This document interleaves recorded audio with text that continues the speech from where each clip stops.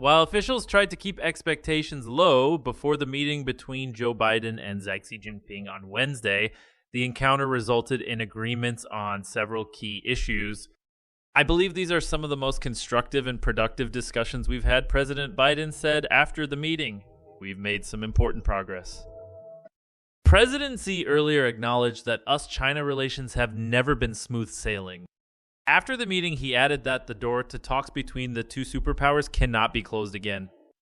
Here are 5 things we learned from their California talks. 1. There was common ground on climate. The two countries, which are the world's biggest carbon emitters, agreed on further measures to tackle climate change, but stopped short of committing to end the use of fossil fuels. They promised to cooperate to slow methane emissions, a particularly potent greenhouse gas, and support global efforts to triple renewable energy by 2030. Experts told the BBC that these are noteworthy developments in advance of a major climate change conference, COP28, in Dubai later this month. It's small but important steps on climate change, said Bernice Lee, an expert on China and a fellow at Chatham House. UK thanked. David Waskow from the World Resources Institute called the methane agreement a major step. China is the world's largest methane emitter, and serious actions to curb this gas is essential for slowing global warming in the near term. Mr. Waskow said they agreed to tackle fentanyl trafficking. The two sides said they would cooperate to fight drug trafficking, and China agreed to crack down on chemical companies in order to stem the tide of illegal fentanyl into the U.S., which has contributed to a rise in overdose deaths.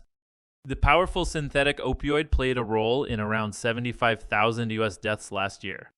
Chinese manufacturing companies are a source not only of the drug itself, but of precursor chemicals that can be combined to make it. Vonda Feldbaum, an expert on international organized crime at the Brookings Institution, said the agreement was a diplomatic and political statement, but its real impact is still a question mark. It remains to be seen how China will go after these companies, she said. Will it go after 3 of them? 5? 50?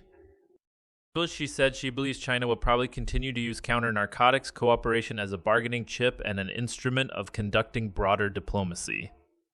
China has clamped down on direct shipments to the U.S., which means much of the illegal trade has shifted to routes through Mexico.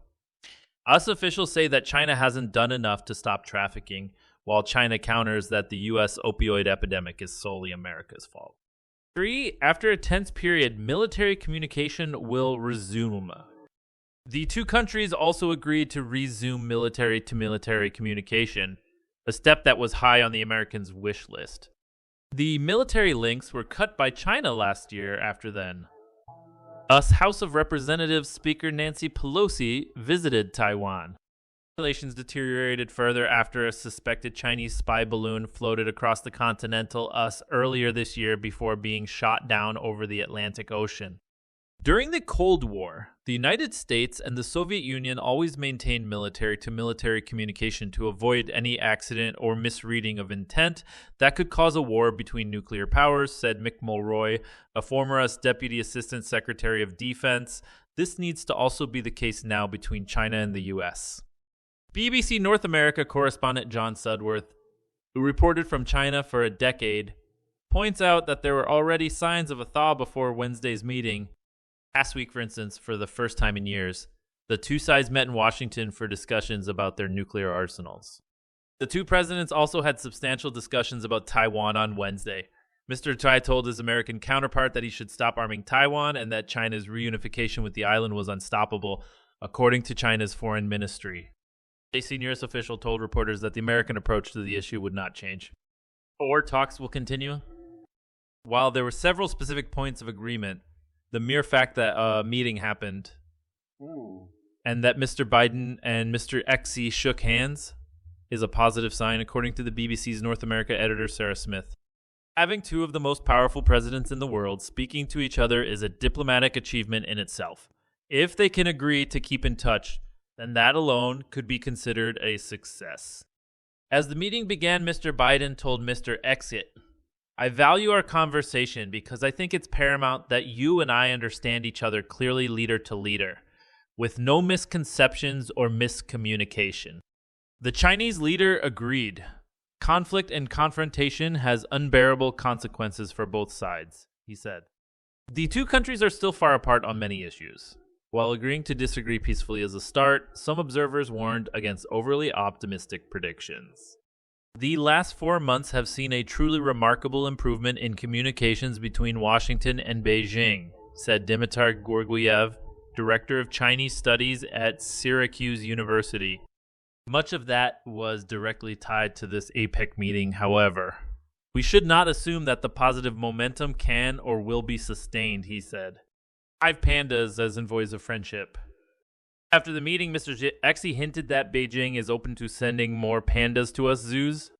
China, where the cuddly bears are seen as a national treasure, has for decades used so-called panda diplomacy to help foster relationships with other countries. Pandas have long been envoys of friendship between the Chinese and American peoples, Mr. Xi said to an audience of business leaders at a dinner on Wednesday night.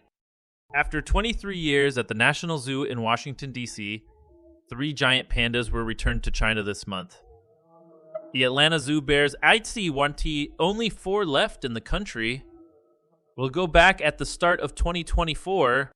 I was told that many American people, especially children, were really reluctant to say goodbye to the pandas and went to the zoo to see them off. Mr. Zed of the much-loved DC Bears. The Chinese leader said Beijing was ready to continue its cooperation with the U.S. on panda conservation, and while he didn't offer a timeline, he suggested the bears could be sent to San Diego Zoo.